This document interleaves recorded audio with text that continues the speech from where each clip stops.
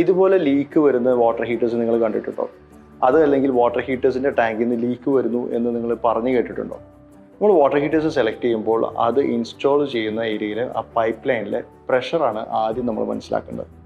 Say if you are using A pressure booster pump, അതും അല്ലെങ്കിൽ നമ്മളൊരു ഹൈ റേസ്ഡ് ബിൽഡിംഗ്, ഒരു 10 സ്റ്റോറി മുകളിലൊക്കെയുള്ള ഒരു ബിൽഡിങ്ങിലാണ് താമസിക്കുന്നത്, ആൻഡ് നമ്മുടെ അപ്പാർട്ട്മെൻറ്റ് ഒരു 5th ഫ്ലോറോ 6th ഫ്ലോറോ ഒക്കെ ആണെങ്കിൽ നമുക്ക് വരുന്ന വെള്ളത്തിൻ്റെ പ്രഷർ വളരെ കൂടുതലായിരിക്കും. Because it is travelling around 5 to 6 floors from the overhead tank to our apartment.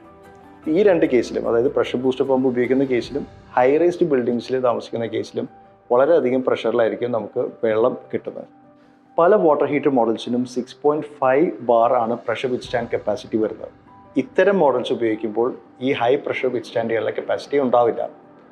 അങ്ങനെയുള്ള സിറ്റുവേഷൻസിൽ നമ്മൾ 8 ബാർ എങ്കിലും പ്രഷർ വിത്ത്സ്റ്റാൻഡ് കപ്പാസിറ്റി ഉള്ള മോഡൽസ് തന്നെ സെലക്ട് ചെയ്യണം. ഇത്തരം ഹൈ പ്രഷറിൽ വെള്ളം വരുന്ന ഏരിയാസിൽ നമുക്ക് 6.5 ബാർ പ്രഷർ കപ്പാസിറ്റി ഉള്ള പ്രോഡക്റ്റ് ഉപയോഗിച്ചിട്ട് കാര്യമില്ല, വാറണ്ടി പോലും നമുക്ക് കിട്ടാതെ വരും. അങ്ങനെയുള്ള ഏരിയാസിൽ നമ്മൾ 8 ബാർ പ്രഷർ കപ്പാസിറ്റി ഉള്ള പ്രൊഡക്ട്സ് തന്നെ ഉപയോഗിക്കണം.